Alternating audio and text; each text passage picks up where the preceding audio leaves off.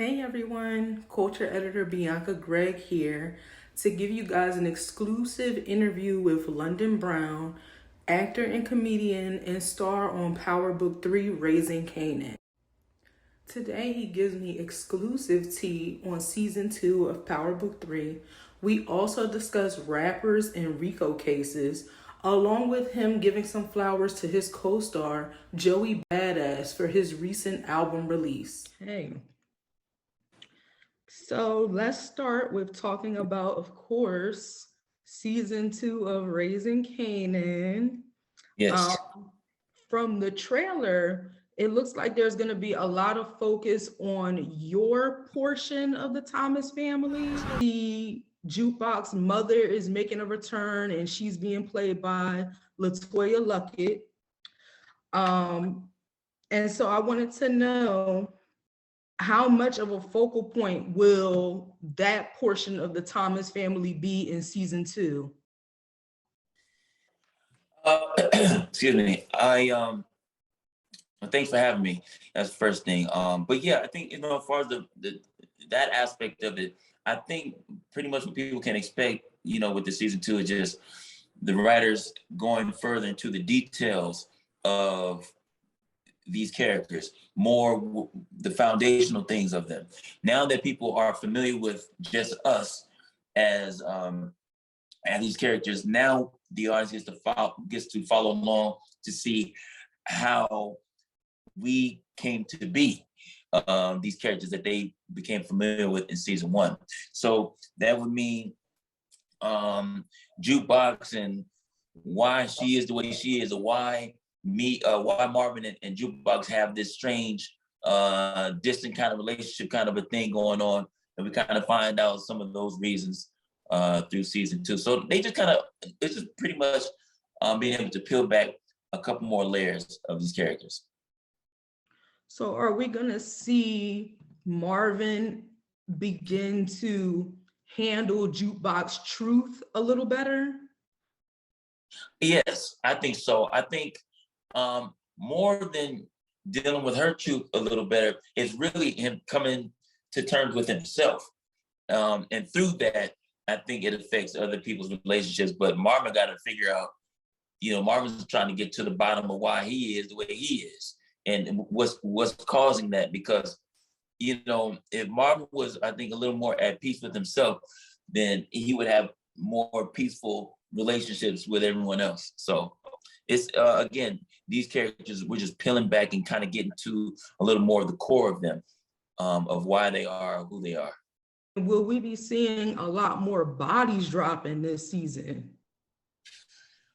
There are some bodies dropping, but I really don't know how many, because all I know, first of all, we shoot out of order. So because we shoot out of sequence, and I'm not on set with everybody else's storylines, I know, Marvin got.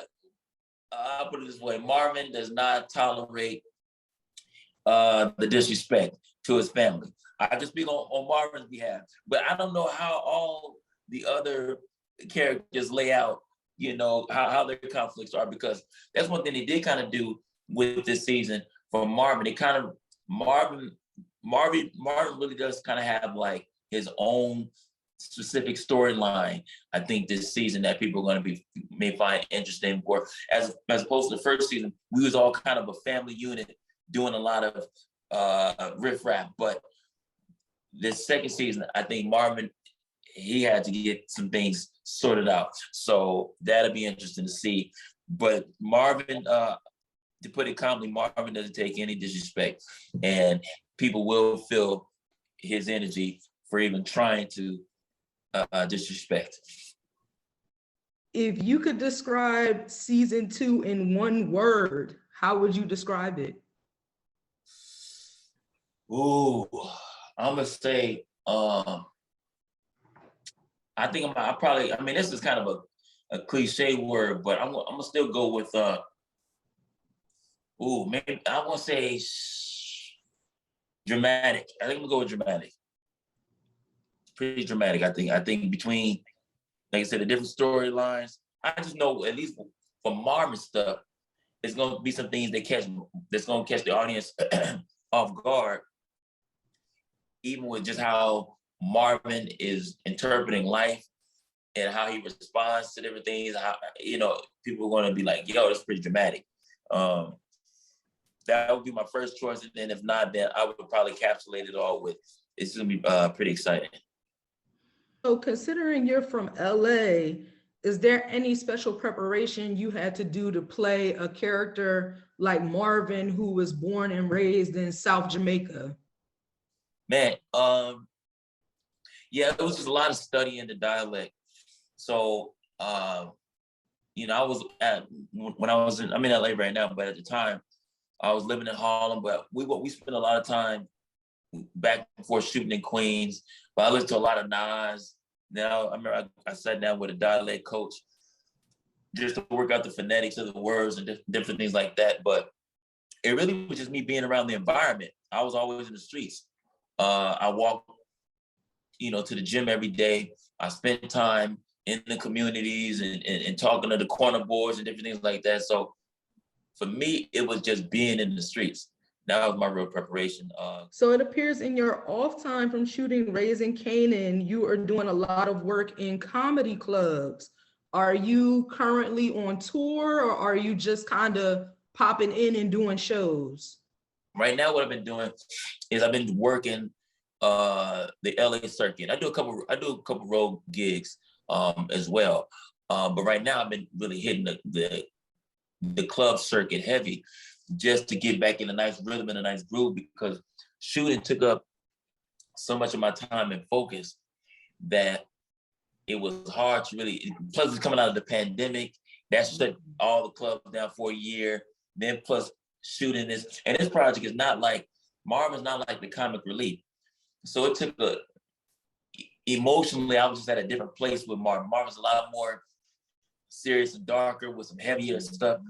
So when I got back to LA, it was important for me to jump right back into my element and get my rhythm back, so that this time going back to New York, I'll be nice and ready for the clubs, because I've been in the trenches and really fleshing out material and stuff like that. So I try to keep that going. So you are quietly transitioning from comedian and actor to an advice guru with your white tea talks. What made you decide to start this Instagram series?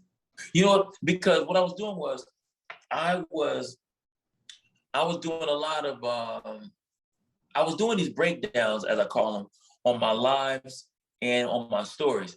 And then what I realized is that I'm giving away a lot of content. And everyone always tell me, say, yo, man, you got to do something on social media.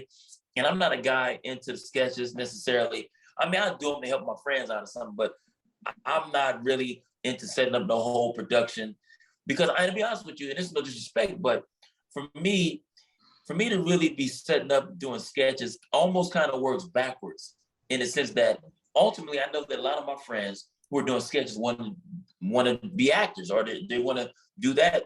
So since I'm already doing the acting thing, it just doesn't seem to work for what my vibe is. So the thing that seemed to be the most a part of, my proclivity would be these white tea talks. And the white tea talks are simply just my point of view on usually relationship stuff, but just life stuff that I figured out and through studying and research and talking to people and going through some of the stuff. I've seen people go through it.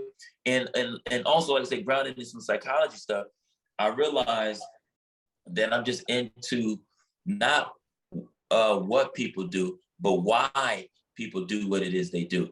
Because I feel the reason these breakdowns is so that I give these breakdowns in hopes that by understanding why people are the way they are, it would help us ultimately to be able to function together. We don't have to like each other, but I think it does help to understand people. That way it changes. Like when I think about,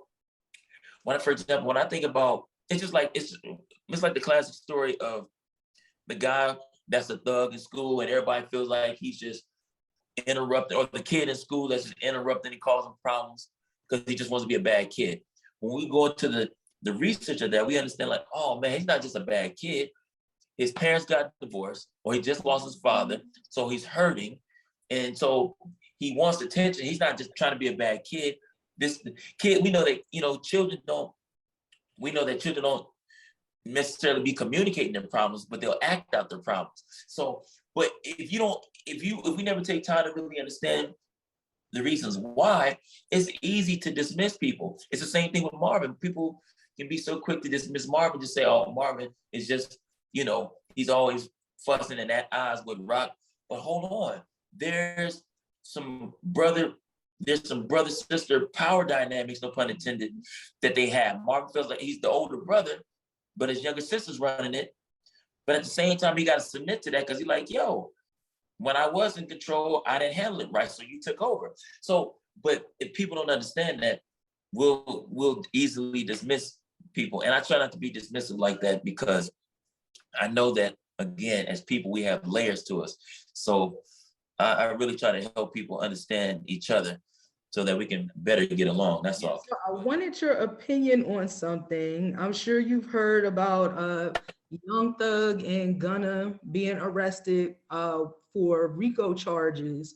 Do you think that it's fair that the courts bring in rap lyrics as evidence against these artists? Or do you think the artists need to step away from the streets once they hit it big in entertainment?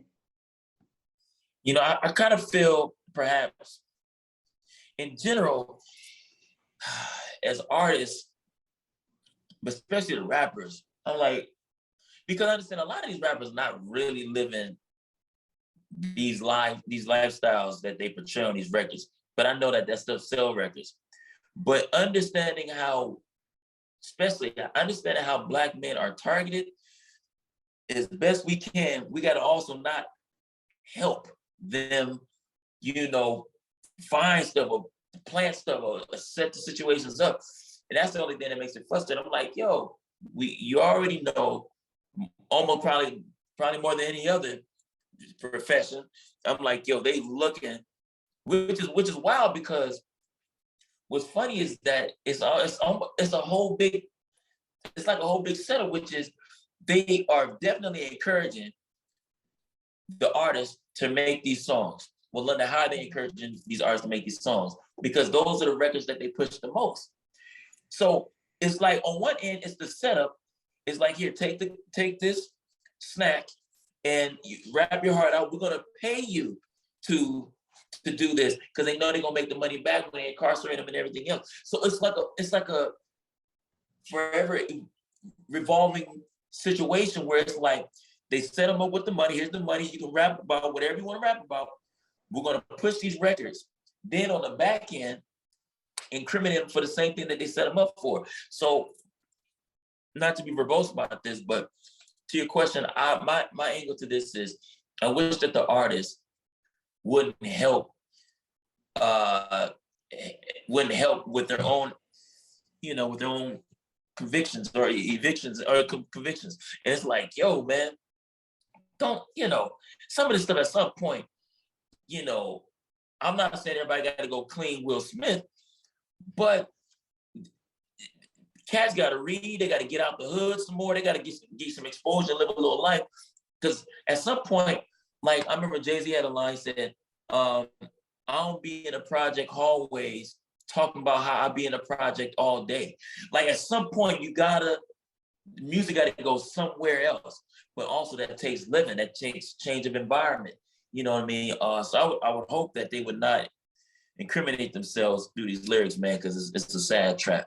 Are there any new albums that you're currently listening to?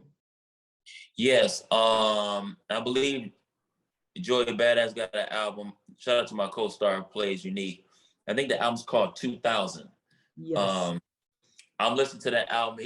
One record in particular, the one with Chris Brown, is a nice, I think it's Welcome Back, I think it's called.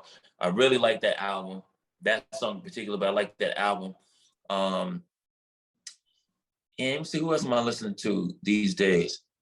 I'm always listening to comedy albums, stuff like that. But right now, like that's probably one of those songs. And my boy, my boy, Johnny Gilmore, he's working on some stuff. He's about to be released, and I try to support my friends. So I'm listening to my boy Johnny Gilmore's one of his singles. But right now, that's kind of been the stuff that's in rotation. You know, I'm always listening to some jazz records and stuff like that. Shout out to Robert Glasper. I keep Robert Glasper on rotation. That's my guy right there, my buddy. But yeah, Robert Glasper, Joey Badass, my boy Johnny Gilmore. I have another friend, Lauren Oden. Listen to his smooth R&B, neo soul vibe stuff. So there's a couple records. So London, I want to thank you for doing this interview with the Baldwin. I so appreciate it. This is your second one with us, and I hope there's going to be many, many more after this. Yes. Thank you so kindly. I appreciate you. Thank you. Thank you. Have a great day. You too. Bye. Culture editor Bianca Gregg signing out at the Baldwin.